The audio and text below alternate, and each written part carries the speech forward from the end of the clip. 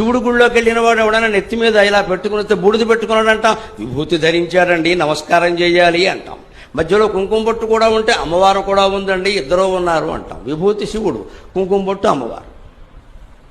అందుకని హిందువులైన వాళ్ళం ఖచ్చితంగా మగ ఆడ భేదం లేకుండా అందరూ ఏదో ఒక రకమైన బొట్టు ధరించాలండి. అది హిందుత్వానికి చిహ్నం.